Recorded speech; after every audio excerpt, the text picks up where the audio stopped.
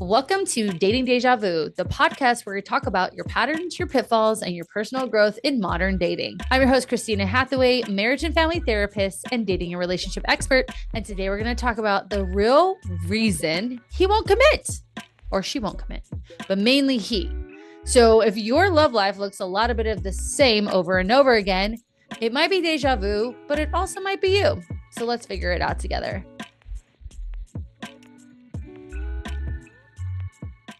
What is up, Deja crew? Welcome back to another amazing episode of this amazing podcast that you make amazing. Speaking of that, if you haven't already, make sure if you're on YouTube, you're subscribing to our channel. If you are listening on Apple, Spotify, iHeartRadio, make sure you're following along. Hit whatever notification you need to hit to make sure you hear this shit.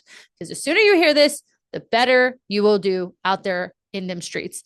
So, and if you love this and you're feeling maybe you listened to an episode, you went on a date, it went really well, let's write a 5-star review on that. That would be awesome. All right.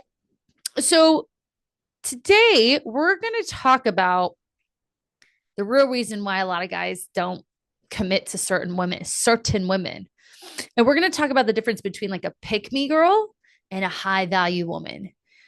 I've been both. I've been a pick-me girl longer than I've been a high value woman. So I've got some experience. I've got tenure in both. I have tenure in both. But we're going to ruffle some feathers here because this is controversial. If you're sick of being ghosted, of being breadcrumbed, of being stuck in situationships, you need to listen to this. We're talking about the real difference between women who attract men that are never going to commit to you and women who attract men who end up in secure, long-term relationships. Let's fucking go. So this was inspired on one of the content creators I follow. I should remember her name. I will put it in the show notes if I remember. But she had said this in a different way. I was like, this is a great episode. And so the biggest mistakes women make when it comes to dating is they tend to accept scraps, right? They tend to accept these scraps of attention, of time, of dates, of communication, and they call it connection. They entertain these men who make plans last minute or are you up fools who make plans, then break them over and over again, hoping that it happens, right? They confuse sex with emotional depth. So they have sex early on in the relationship, thinking that that's how that person will emotionally connect to them. That doesn't happen most of the time. I do have two friends. Well, one of them is divorced now, but two sets of friends who met on a one-night stand, had a one-night stand, ended up getting married. One of them is divorced. And then ladies drop your standards just to keep the man interested, right? You kind of dumb yourself down, whether that's the way you look, whether that's what you like to do, whether that's how you speak. I have heard women literally change their like dialect, the tone and the way they speak around certain men. And you do all these things, right? You accept the scraps, you entertain the last minute shit, you have sex early on, you drop the standards, and what happens to you? Ma'am, he ghosts you. He ghosts you, he stops trying, he fades away into the sunset, most of the time without telling you, and you wonder what happened, what is wrong. But the thing is you didn't mess up for being too much here. You messed up for not being enough for you. Damn. Yes, not enough for you. So let's talk about the pick me or choose me girl versus the high value woman, the woman who is equally a part of the choosing process. So the first one is a woman who wants to be picked. She wants to do all the things differently. And that's why we call them pick me. Like, pick me, choose me. Oh my God. Was it Meredith on Grey's Anatomy? Pick me, choose me, love me. Oh, every time I see that, it's on a clip on one of the streaming channels. And I'm like, oh my God, cringe, cringe, cringe, cringe, cringe. The second one is a woman that makes a choice, right? She makes a choice. Now, she's not the only one making a choice in this. Men are making the choice too. And this can apply to men as well. We don't necessarily see this as much with guys as we do with girls, but gentlemen who are listening, think about your standards, right? Is she doing the things that I'm talking about? Because if she's a high standard lady and you're being a dumbass, then you need to check yourself before you wreck yourself. If she's doing these other things and you're stringing her along, you also need to check yourself because that's not nice. So the woman who wants to be the pick me girl puts all of her energy in proving she's worthy. She's worthy of you. She's worthy of love. She latches onto the potential. She settles for maybes, wishy washy behavior. And she really just wants to be loved. This poor girl has really great intentions, right? She just wants to be loved and picked and chosen and all the things Meredith Grey says. But the woman who is the high value woman, who is the one making the choice, she moves a lot differently. This gal has appropriate level standards, not too high, not too low, Goldilocks standards. She's not rigid, right? But she is rooted. I'll say that again. She is not rigid, but she is rooted. And what is she rooted in? Her worth. She knows that her worth is in her existence, that she is loved, she is cherished, she is worthy just for fucking breathing. And she also knows that because of that, she has a strong sense of self. Probably because of that strong sense of self, she's probably put a lot of effort into who she has become, both emotionally, within her career, in her family, mentally, all of the socially, all the things, right? She does not drop everything for last minute texts, nor does she rearrange her values to fit into a man's world. She is open, yes, but she's not available to be put on hold. No, she is not layaway. She is not layaway. You better take that black card out and buy this babe for a man. She's not available to be put on hold for a man that hasn't earned a spot, right? She's not a layaway, babe. Maybe that's what we should have called it. Layaway versus buy now. I don't know. So what does this high value woman, right, actually do? I want to explain it from my story. So back in the day, I had a stupid boyfriend and I wore his stupid jersey from his stupid, I obviously have a lot of resentment, football team. And I allowed things to happen. I allowed just mediocrity to be the norm. I lived this very stagnant, mediocre, boring life because I just wanted to be loved and picked and chosen, right? And I did that when dating. I would hook up with guys thinking that there was two things I would do. I would hook up thinking that that's how I was going to get closer to them. But also I had this belief that I didn't deserve this healthy relationship, healthy, emotionally safe relationship. So I would think that hooking up was me having some sense of like power and control. When in all reality, that was not the truth. So I've done that. And I have been the girl to just dress a certain way for a guy. Oh my God, I can't even. However, when I did my own work and learned that my worth is in my existence, I realized that I don't need anybody. I need myself. I need to show up for myself. I need to respect myself. I need to love who I am. And just in doing that, I was able to attract a man that, plot twist, wasn't ready to commit in the beginning, but was then later for reasons we'll talk about. So the high value woman, they date from a wholeness place, not a need. Remember, I didn't need anyone.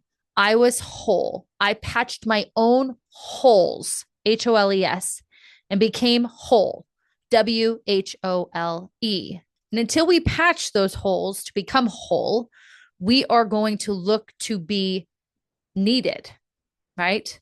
And so they date from that sense of wholeness rather than need. They see men as additions to a life that is already full, that's already thriving, a life that this man can complement. A man in their case is some stacked bracelets. It enhances, it is a wonderful feature, but it's not the whole package. It's not their whole sense of self. They're open to being pursued by multiple men until one proves that they are in alignment with what she's looking for. I've talked about how I dated multiple men and was very open about dating multiple men. This is a great way, ladies, to figure out who is secure and who is not. I cannot tell you. Now, you can't do it, and I did not do this. You can't do it as a way of like manipulating or trying to like, play them against each other, make it a competition. That is not how I did it. If you're doing that, you probably shouldn't be dating in the first place. You need to check out the show notes below to have a clarity call with me. But I said it because it was true. And I was leaving it open because I knew in the past I would just jump into something and boom, there we go. And my jumping into something was different from like an anxious attachment. It was more of the avoidant attachment where I jumped into things out of need that I needed to take care of someone. But that's, if you want to hear the podcast on that, check out Love Addict and Love Avoidant. The last thing is they don't push the relationship forward. They observe, right? And so they're not trying to push the relationship too soon. However, I think what's important to note here, they're also not going to be strung along. So what I said about plot twist, Mark and I dated for 4 months. We had wonderful dates, wonderful times, always respectful, funny, was spontaneous. And 4 months in, I asked, like, so, what's up? Where's this going? Like, I think at this point, we should probably make a decision on what we're going to do. There was a point where we were exclusive, but we weren't like committed. And so I need to have a episode on like what the difference is. So finally he goes, I'm not ready to commit. I don't want a girlfriend. Like, I don't want the label. And being that I'm a high value woman and have done my work and I am whole, maybe I should call it a whole value woman. Anyways, I knew who the fuck I was and I knew who the fuck he was losing. And I said, look, I know what I want. I'm not going to be strung along. And I'm also not going to wait for your timeline when you magically want a girlfriend. So I'm going to go. And I did. I left, peaced out, didn't contact him at all. Well, I shouldn't say that. Contact him once because of a basketball game. That's it. And it wasn't even, I don't even know why I texted him. I was just like, oh, A&M is playing ASU. And that's like his two teams, whatever. But that was it, literally. And we ran into each other later on. And because I kept my value and I didn't devalue myself, he figured it the fuck out. And here we are. So let's just go back real quick because I've been saying a lot today. They date from wholeness, not from need. They see men as an addition to their already thriving life, not a missing piece. They're open to being pursued by multiple partners until one proves or they choose that person. And they don't push the relationship forward. They observe. And most importantly, they don't make decisions on chemistry. They make decisions on consistency, right? They aren't interested in potential. They are interested in partnership. Okay. Consistency means showing up similarly as you have over and over and over again. And when people become inconsistent, this is when we start seeing their true selves. And that's when the ghosting and the thing, situation shipping happens, meaning they're not committing and whatever. But when someone is consistent over a long period of time, that's who they are. And that's really important.